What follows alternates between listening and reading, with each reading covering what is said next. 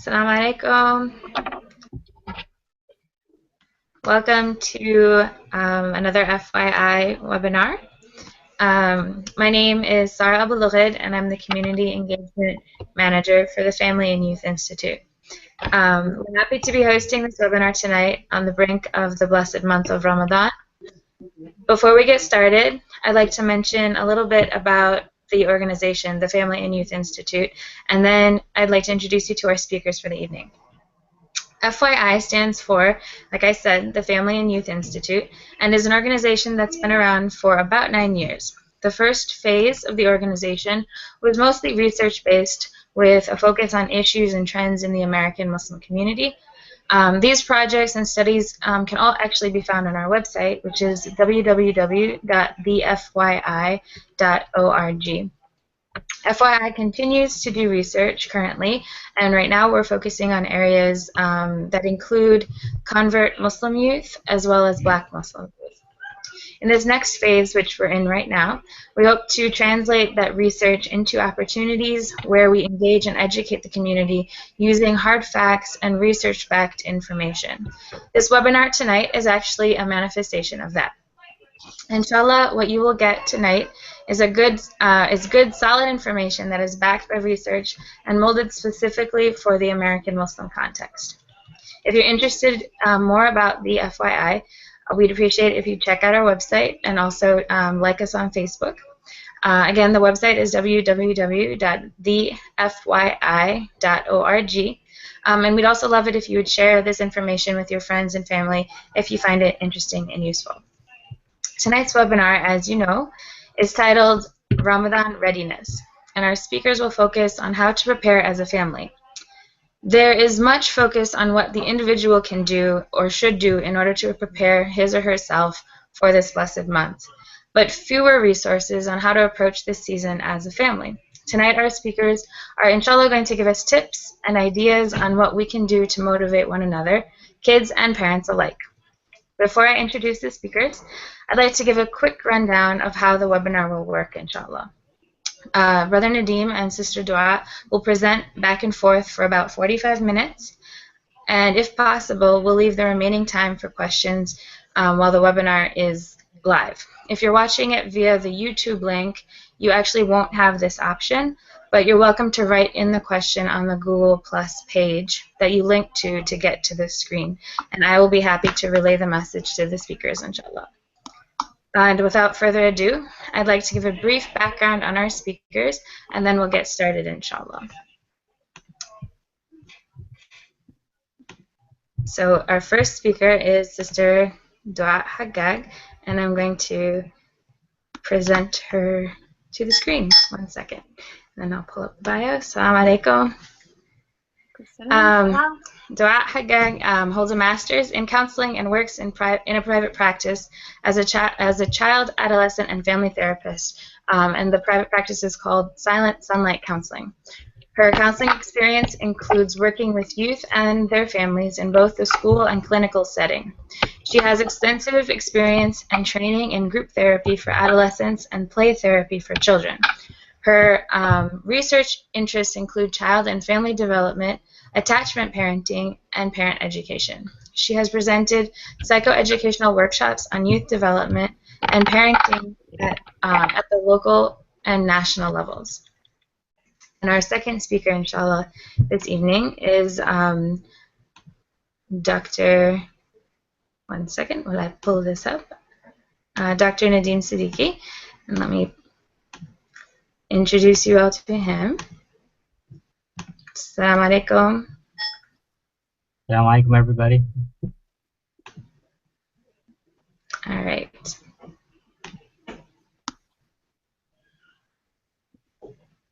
Are you popping up on the screen there? Oh. Some technical difficulties. 1 second.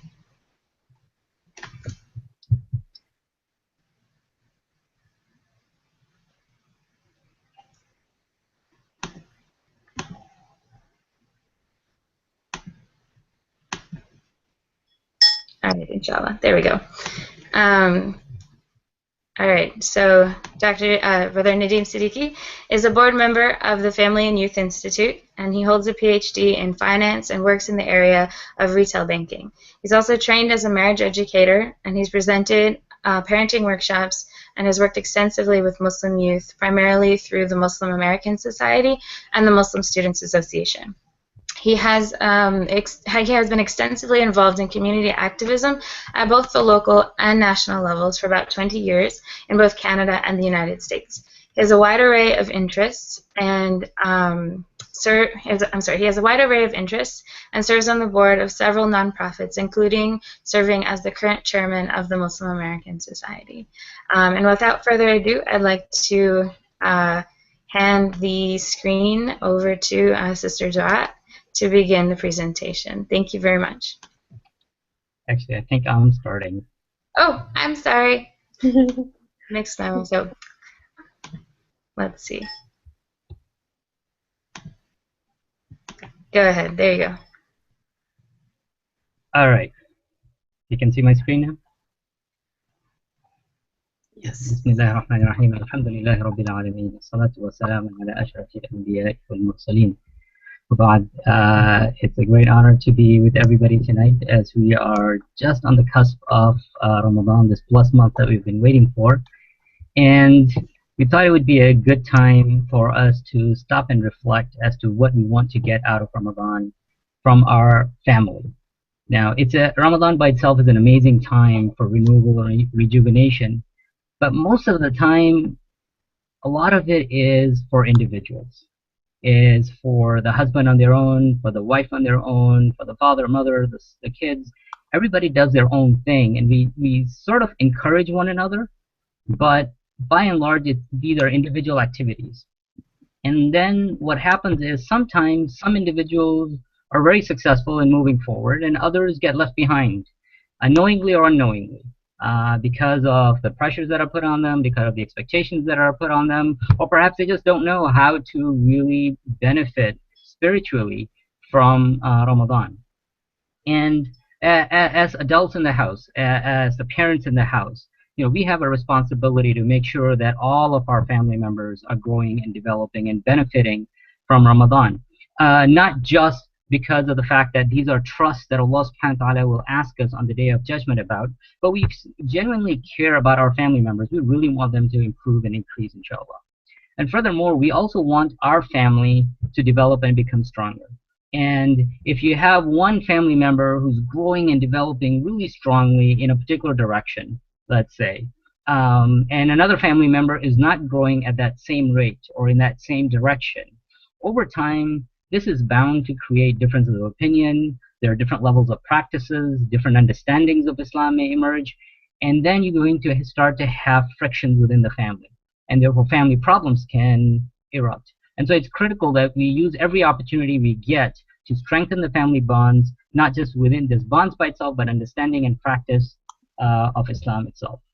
So within this webinar today, inshallah, we'll have a couple of goals that we want to do. One, definitely on an individual level, we want to increase spirituality, but we want to do that at the family level as well.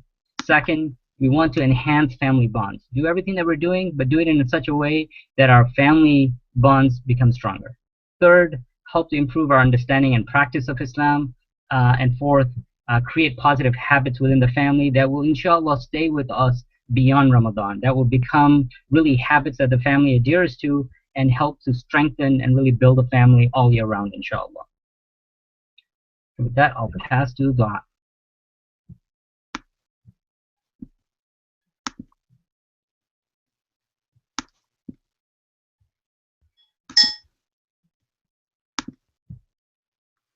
Do all of you guys see my screen? Yes? Nope. Yes. Now. Okay. Good.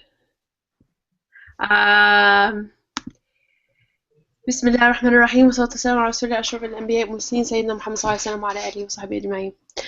Okay, it's a little hard for me to do this because I'm used to seeing all your lovely faces, but I'm gonna go ahead and start.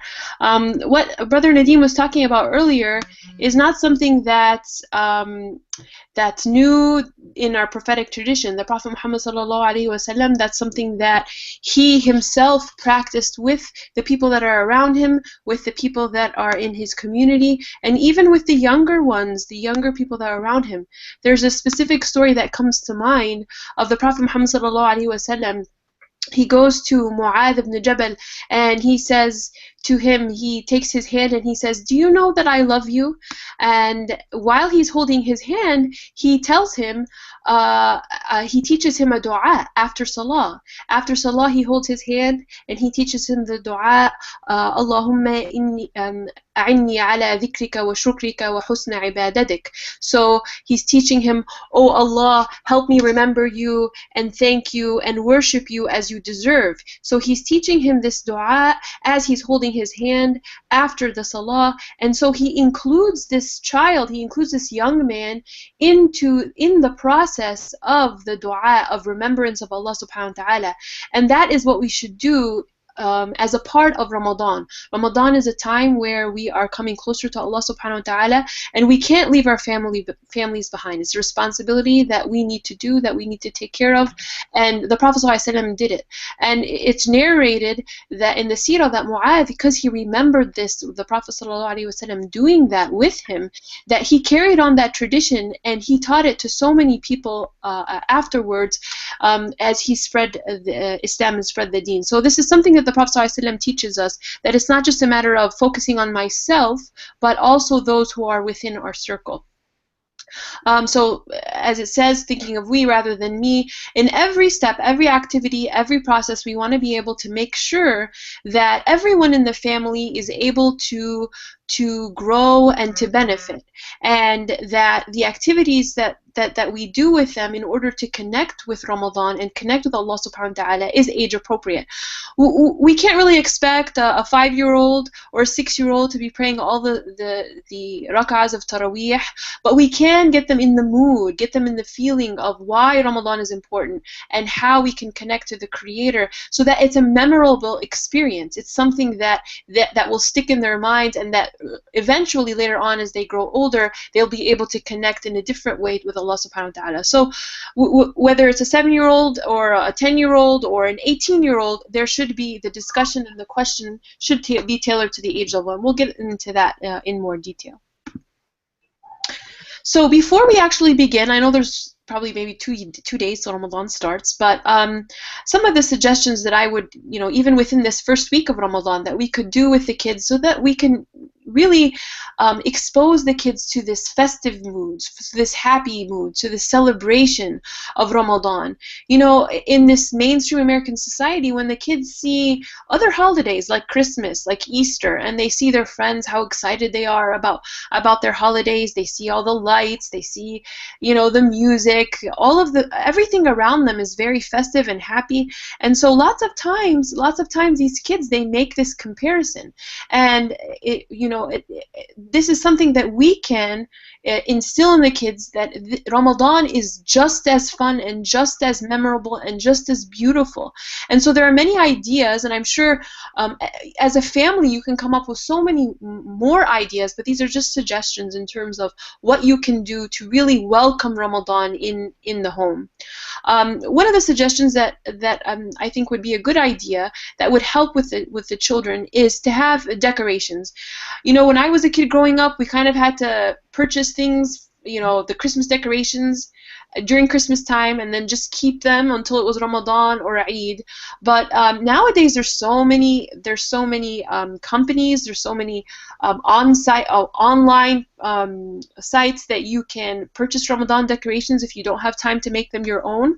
Or now there's so many blogs and places where you can even find art ideas in order to create your own decorations, and you can get crafty about it. So you can either make your own or purchase your own, and to decorate the home so that the kids get excited, and to involve them, whether they're a teenager to a young child. Involve them. How do you want to decorate the house this time? What do you want to do? Where do you want to hang it?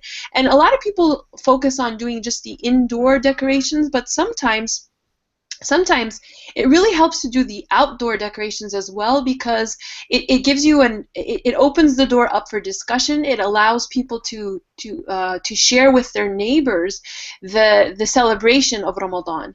And so, oh, how come you guys have lights up, or why do you have a lantern in front of your home, or why do you have this banner? We like to decorate our door on the outside of our house. We put lots of colorful things on the door, and so even our neighbors and the kids in the neighborhood, they know it's Ramadan. We have something special going on. And so it gives you an opportunity to really have that kind of discussion, and for your children and to be proud, and your family to be proud of this festive or this important holiday, and to share it with the neighbors. Another idea to do for before Ramadan or during this first week of Ramadan is to create a shopping list, whether it's food or items that you like to have in the house for Ramadan, and to include the kids in this list. What do you want to have for iftar? What do you want to include? What would you like to eat? And to have a specific outing where you go together as a family with the kids and pick out those specific items that they really, really enjoy. And you know, a lot of people come up with the idea of having a calendar, a Ramadan calendar, where they have goodies each day, where the kids can have goodies each day every time they break their fast. But even with the older kids, you know, sometimes there's just this, you know, there's this tradition, like in Ramadan we always get to eat this. In Ramadan we always get to eat this. We always get to have this special meal. So for the kids to look forward to that, to really do that and look forward to that. So creating that cooking list, that schedule. A lot of times for the women, prepping food, and even the men, with prepping food for Ramadan, it really helps to be able to prep it up, get it ready, put it in the freezer. That limits the cooking time, and to involve the kids and the families to cut up the food and put it into the freezer. Another really good idea that I like to do with my family, and it really helps with silat al-rahim, or connecting the family ties, is to all together as a family, you want to be able to come and sit down and focus on calling family, so going on Skype or phone, calling relatives that may not be in your city or your vicinity, and to be able to say, okay, let's call this uncle, let's call grandma, let's call grandpa, and let's tell them Ramadan Mubarak, Ramadan Kareem, and really have the whole family be involved in talking to relatives. Let me just make this a full screen. Is that better? Okay. So okay, I got it off full screen. All right, so to be able to call families and relatives far away, there really is something special about all of us together, sitting together as a family and calling relatives that may not be in the vicinity. Another idea for getting ready for Ramadan and really getting the kids in this mood is to create a goal sheet, to explain to the family and to really have this discussion that Ramadan is an opportunity for us to really change ourselves, to really be able to put together this plan so that we can get rid of those old horrible habits that we don't like, or to really instill these new habits that we'd really like to achieve. And sometimes what I like to do with my family is we pick one character weakness. We pick one thing that the kids feel like they're really having trouble with. Like, I have a hard time controlling my anger, or, you know, I just have a hard time with procrastinating, or I really want to work on my Qur'an reading. So to be able to pick one really important thing that they'd like to change through the course of Ramadan, and to create a goal sheet and to say, okay, what do I want to achieve with this one specific habit? And to also include other things to have specific categories. So how much Qur'an do I want to read every day? What would I like to do in terms of charity? What would I like to do with my relationship with my siblings, or my relationship with my parents, or even with my neighbors? So to be able to create that kind of goal sheet, and that we all talk together as a family in discussion of what would we like to achieve. And I think we'll talk more about how we can follow up on that as Ramadan goes along. But that's another idea that we can do together. Another really great idea that I remember doing when I was a little girl was really having a gathering where you invite close family members or friends, where it's kind of like a pre-Ramadan party, and the kids, you can have contests. You know, when we were kids, we used to do like poetry contests. The kids could come up with some plays or skits that revolve around Ramadan, create homemade decorations together. Even some families really like to come together and just do the food prepping, like the getting ready for Ramadan, putting it in the freezer. They like to do that together. So that itself, you know, the kids, what stays with them are these traditions, with these ideas, these memorable experiences that really instill in their mind, Ramadan is such a great thing. I can't wait till next year. You know, they're not going to always get that perspective of, oh yes, it's completely, of course it's the month of Qur'an, but not, we want to be able to make it festive enough for them to look forward to it, so that when they get older, they can direct their attention more to the more spiritual aspect of Ramadan. If I could cut yes. in, just a comment on that. So, Yes. so a lot of what Duaa is saying is not just for the younger kids, right? So we have to keep in mind that even for the older kids, if you have teenagers at home, if you have college students at home, the same thing applies to them as well. When you're doing the food preparation, have them all involved with that, as well, because that is a great time for people to be talking about Ramadan, for people to be bonding, reminiscing what they did last year, preparing for what's to come this year. So it's not just for the little kids to come and help mom in the kitchen. No, it's for mom, dad, and all the older kids as well. If you have a mix between older and younger kids, the older kids are setting the trend for the younger kids and saying, no, this is how it works, and it really is good. It's going to be awesome this year. Yes, I agree.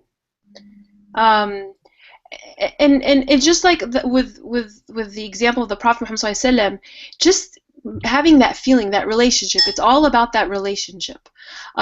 So another idea is, not everybody is a visual, relationship, social kind of person. Some of us are auditory, and we need to have those type of memories.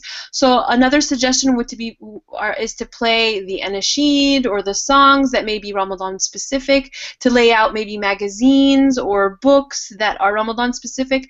And there's a resource that we'll be providing with this presentation, or maybe afterwards. Is that right, Sarah? Where there's a list of suggested anasheed and books that you may be able to share with specifically your younger children. All right. So what happens at iftar time? Lots of times we're just kind of just tired, and the day is long, and this year it's going to be pretty long. So we're just kind of sleeping or laying around, and we're just waiting for the adhan to start, and then it's like everybody just comes to the table and eats. So we want to be able to use that buffer zone right before iftar, where everybody's just kind of waiting, 30 to 60 minutes before iftar. It's a really great opportunity for us to develop and to strengthen those family bonds, and to use the opportunity, instead of everybody just sitting around and just lazing around, to be able to use that as a way to connect the family together.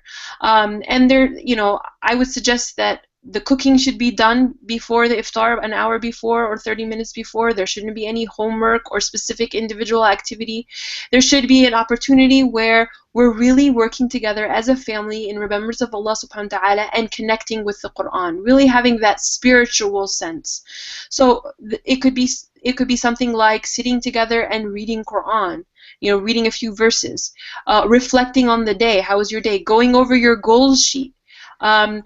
Making dua, and we have there's another slide coming up in terms of dua specifics, but really having everybody really share what's important to them, what dua is important to them. And I would suggest that during this time, that whether it's dua or Qur'an or any of those things, that we really address each and every one of our family members by name. I'm making dua for Ahmed. I'm making dua for Fatima, because I hope that she overcomes this one weakness of hers, and really making that connection with our children so that they feel that bond, they feel that connection right before iftar. And Nadeem, if you want to add anything, feel free. Okay. So what about Quran? What are some ideas? What are some ways that we can help our family connect with the Quran? It's really important that sometimes, we're really focused on making sure that we finish our juz, or we make sure that we finish the Quran by the end of Ramadan, that we're so focused on ourselves. But then again, we have other people in the family who may not have that motivation. So to be able to involve them in that process. Like we said before, sometimes we get so caught up in the food, in the preparation of the food, that it's so elaborate. Sometimes we have people over almost every other day. And so my suggestion is to pencil in your calendar, maybe once a week you have an outside of the house iftar. Or if it's not an outside of the house iftar, you're having people over. But sometimes we get so caught up in the masjid iftar and so houses iftar, and or even inviting people over, that we're so overwhelmed and so busy with getting ready for the food that we forget to leave time for us to really enjoy the Quran and have our family enjoy the Quran with us. Sometimes there's some other creative ways to really connect with the Quran instead of just simply reading. Sometimes there's so many options out there in terms of videos and episodes that you could watch with regards to the tafsir of the Quran. Maybe there's one specific surah that you'd really like to cover with the kids, Surah Yusuf, or any surah that you think that you'd really like the kids to know the meaning of, or your family to share in the meaning of. And you can watch the tafsir. We like Nu'man Ali Khan's videos. It seems like it's very family friendly in terms of the age gap, whether it's the younger kids, starting 7, 8, or the older ones, 17, 18.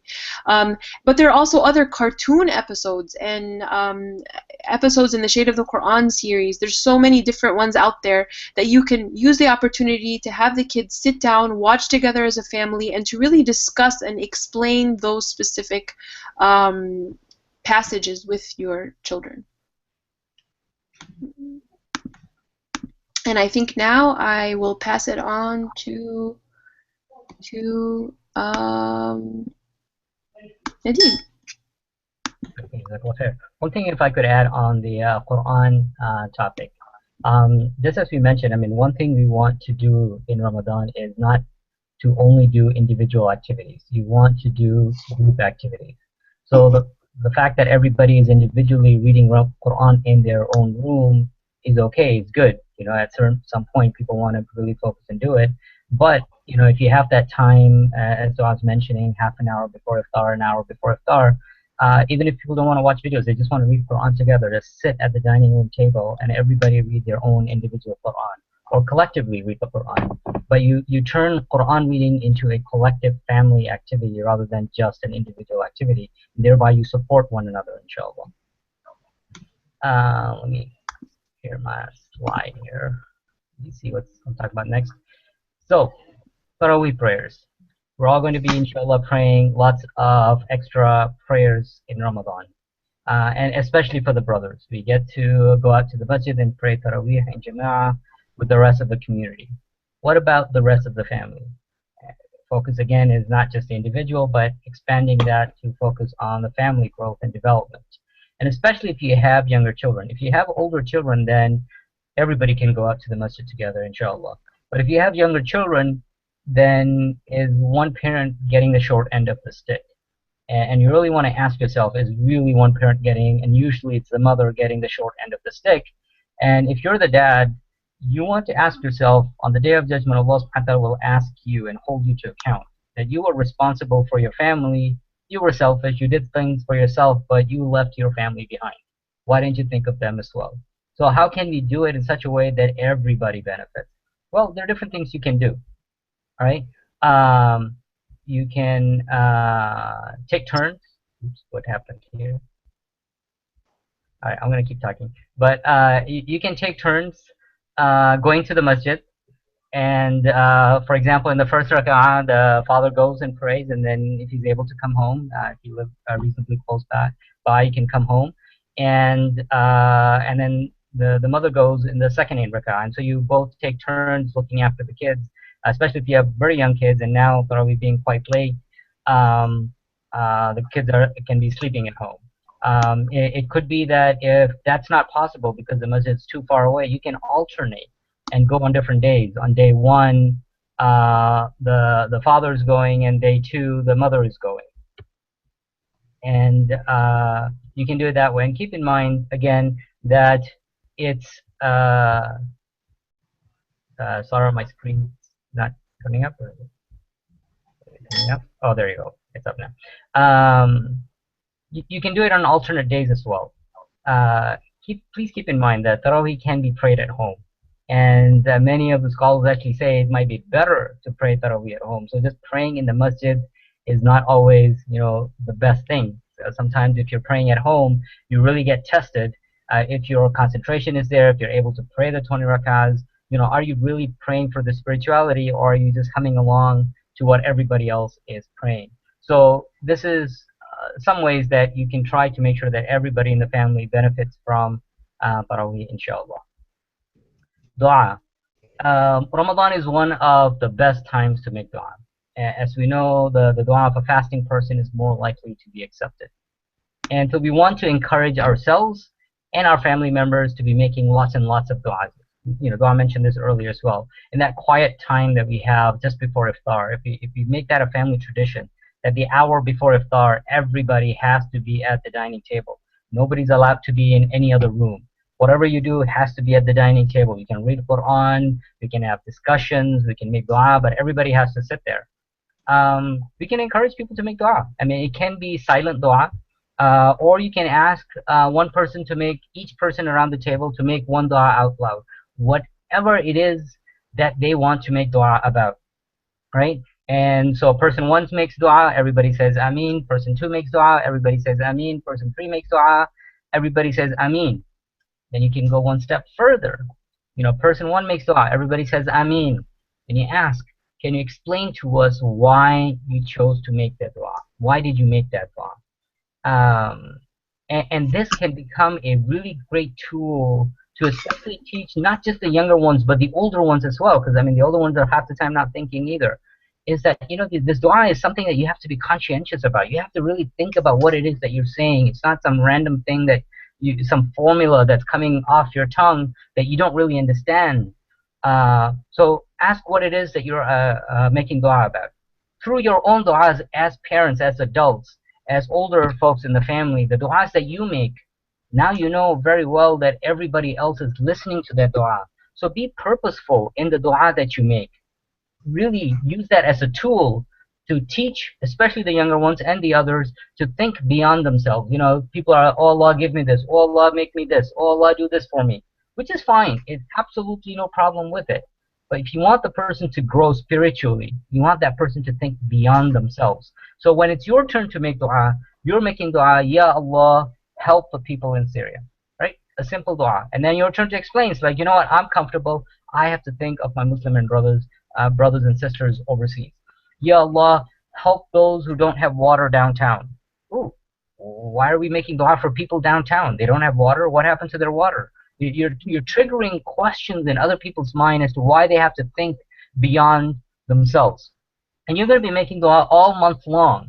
So this is a great time to bring up all sorts of different topics. Whether it's Islamophobia, whether it's social justice, Black Lives Matter, what happened in Ferguson, in New York, in Baltimore, anywhere else, you're bringing all of this to the table in an indirect, non-threatening manner. And you're causing discussions to happen. It's like, why do we care about, quote unquote, these people? Those guys are doing this. Well, those people are our people. We should make dua for them. They are being treated unjustly. And as Muslims, we have to stand for justice for everyone, everywhere. Now, just through the one dua that you made, you've caused this discussion to take place. And hopefully you've planted a seed in people's minds that, you know what, this is something that should concern me, and I should make dua also. Similarly, oops, I'm pressing. I think I would add also that I think it's really important that we instill in our children the idea of making dua for people that when they don't know that we're making dua for them. we're giving them that opportunity to say that we're making dua not in their presence, and that we get lots of reward when we do that, when we remember our brothers and sisters, whether it's my best friend or my neighbor or whoever, someone in my class, when we give them the opportunity to say, who do you want to make dua for, without them even knowing, that you really care about them and that you want, good for them. Excellent. Next thing that I know we'll be doing lots of is qiyam. We'll be praying.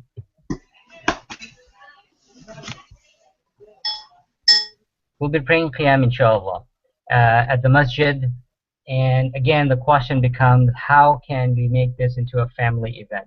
If everybody's not able to participate, how can we make this a family event? Well, let's have family qiyams at home. Starting to get an echo. Okay, great. So family qiyams at home.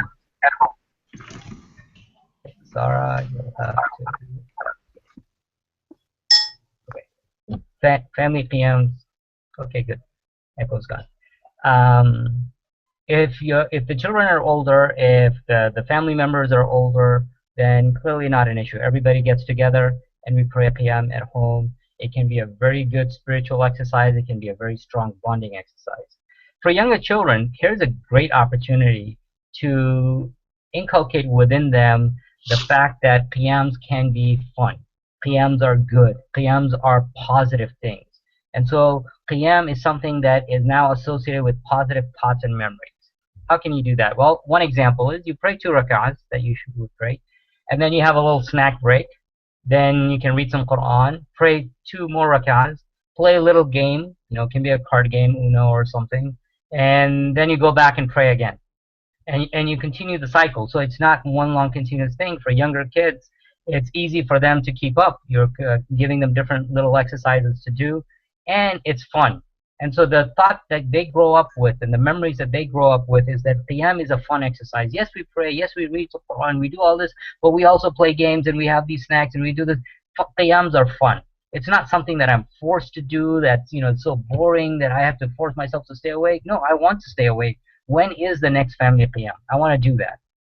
And you can make changes, and especially as the kids get older, obviously the quote-unquote fun elements decrease, and then you become much more focused on the spiritual elements. But by that time, the understanding of qiyam has set, and they have grown into recognizing what qiyam really is. And so this qiyam now becomes a family activity that you can all do together to bond together, as well as grow spiritually, and you set a positive memory that will stay with you outside of Ramadan. Charity. So we give a lot of sadaqah. Many people give their zakatul mal even in Ramadan. And it's again a great opportunity to bring the family together. Quite often what the parents do is that, we have to give sadaqah, we go out and we give sadaqah, nobody else knows about it. Well, how can we turn that into a teaching tool such that the other people in the family understand and recognize the importance of charity, and we use that as a way for us to bond together? So one example that I put forward here is set a daily budget for donations. Can be daily, can be weekly. Let's say $100 a week or $100 a day, whatever your choice is that this is how much we as a family are going to donate. And every day, each person in the family gets to decide where that donation goes, or to nominate a charity where the donation is going to go. Young or old, they can be 10 years old or they can be 35 years old, doesn't matter. Everybody gets a chance. But they have to explain, they have to justify, they have to tell everybody what is this issue that they care about, that they want to give money out of their pocket to somebody else, right? And again, the whole concept of thinking beyond themselves, the fact that everybody else has a right upon you, is now being taught and inculcated into people's minds.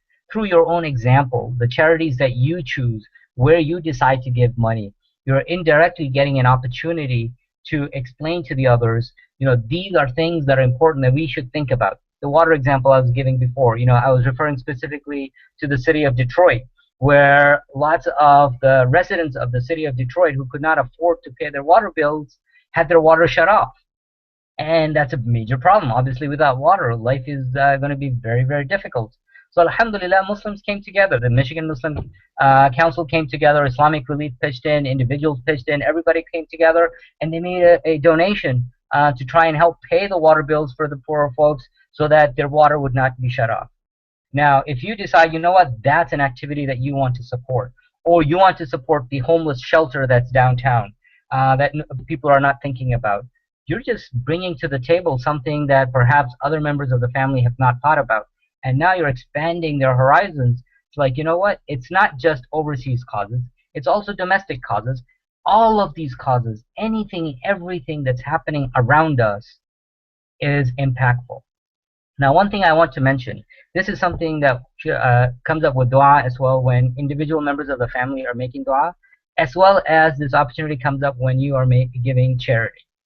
And the opportunity is this, that when everybody else speaks their mind, young or old, as an adult, you get a chance to you get a chance to peek into their minds. Okay, I don't know what's going on. Sorry. So you get a chance to peek into people's minds when they make a dua for someone or something. It tells you this is something that's important for them. When they say they want to give charity to a particular cause, it tells you this is something that's important to them. And especially over time when they build up, initially, you know, it's a new exercise, people may be superficial, etc.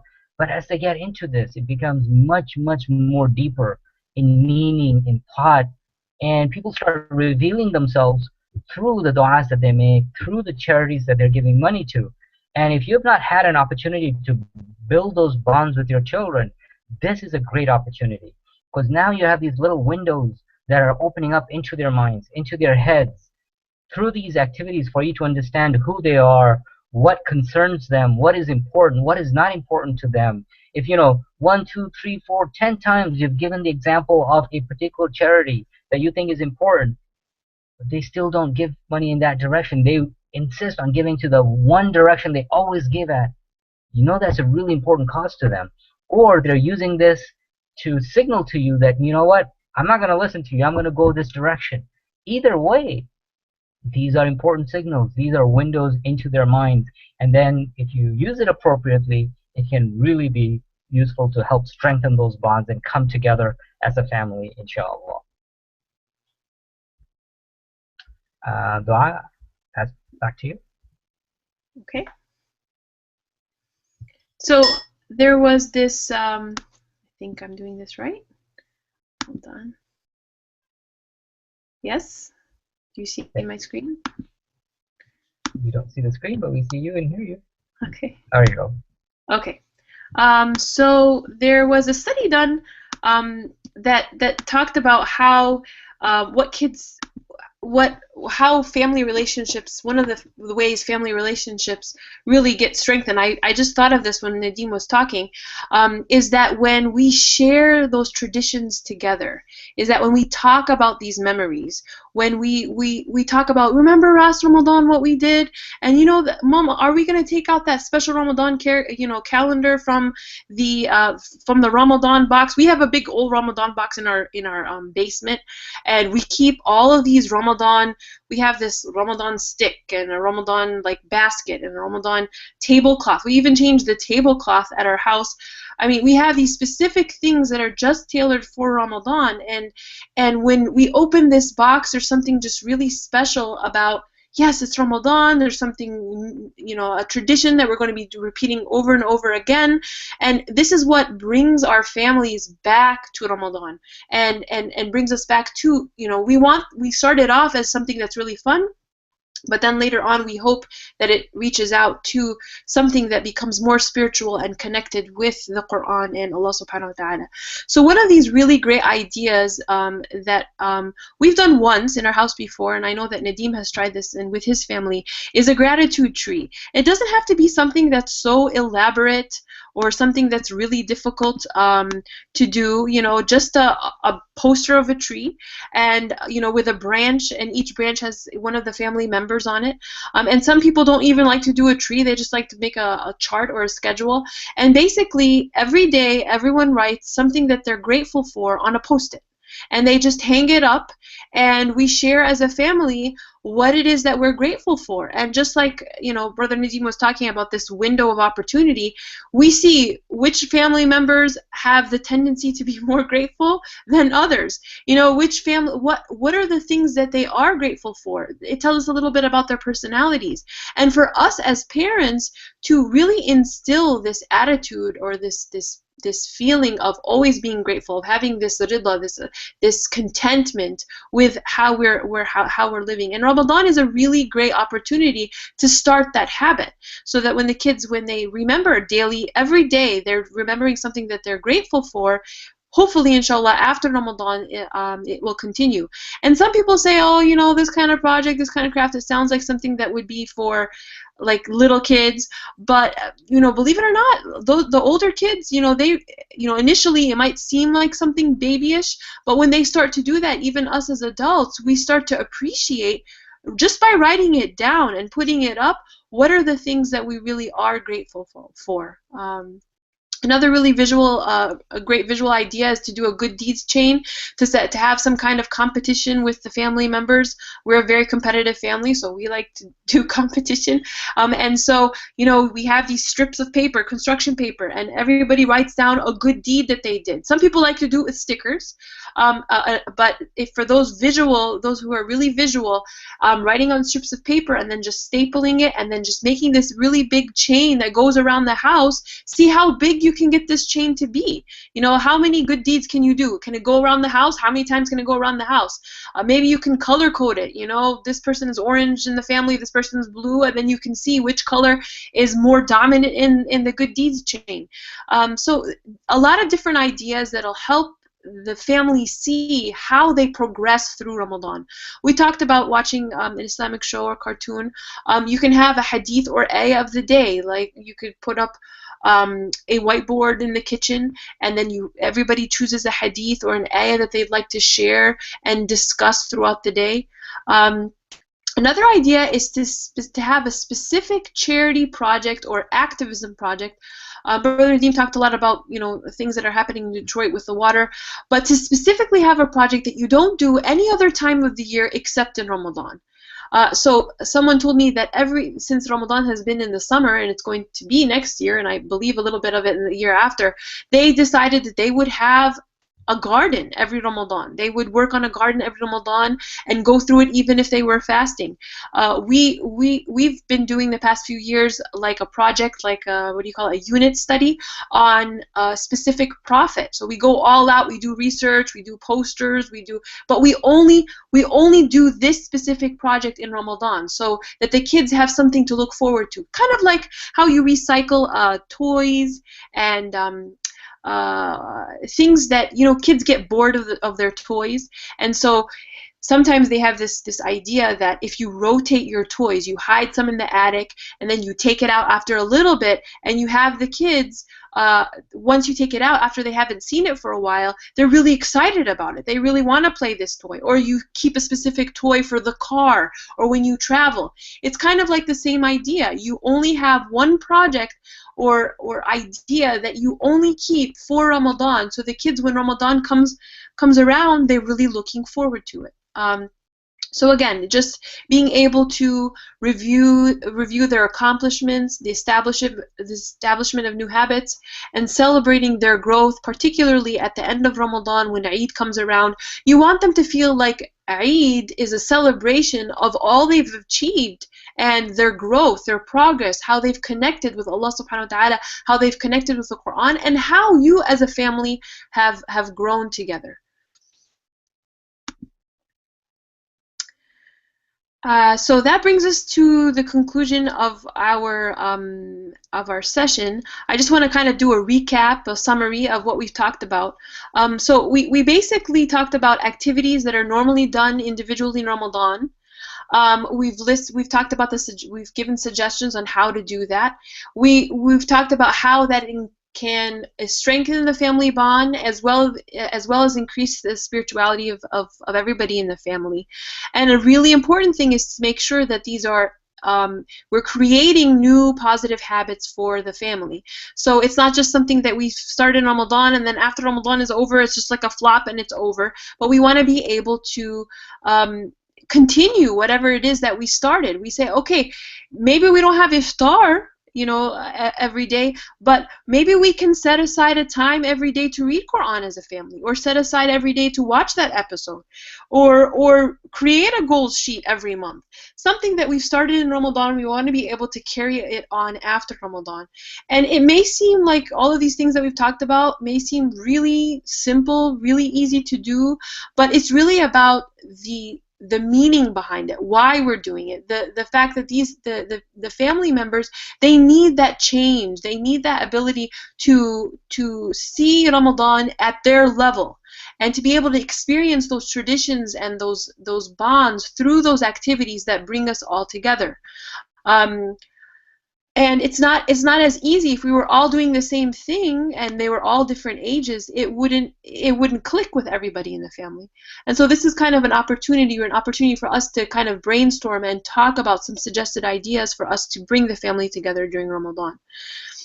It's really important that we don't focus on ourselves as individual, but to be able to set aside some time and really think about the family as a whole. It's not enough for us to just focus on ourselves. Just like Nadeem had mentioned earlier in the presentation, we don't want to keep running and our family's behind, and then we wake up one morning and there's this huge gap. We don't want that to happen. We want all of us as a family to move together. And when we create this transition over this traditions and these memorable experiences and these experiences of growth, as our children grow, they'll look forward to it. They'll come up with their own ideas, and hopefully when they have their own family, they're passing on this tradition of growth and progress and connectedness and spirituality with their own families. And then we grow together as a family, and then they pass it on. Inshallah, by doing this, we're increasing our level of taqwa, our level of God consciousness individually and together as a family, inshallah. Inshallah.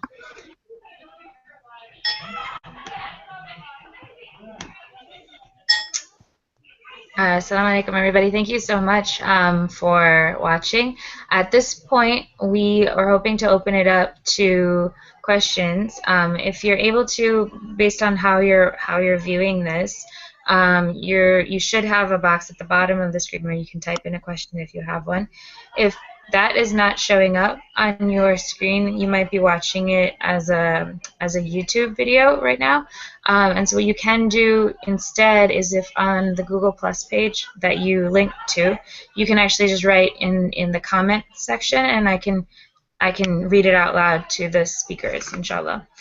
So I'll give everyone a few minutes to kind of locate that, if there are any questions, and then if not, I'll close, inshallah, in just a few seconds.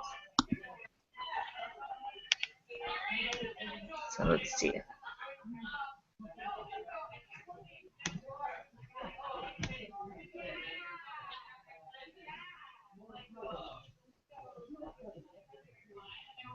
All right.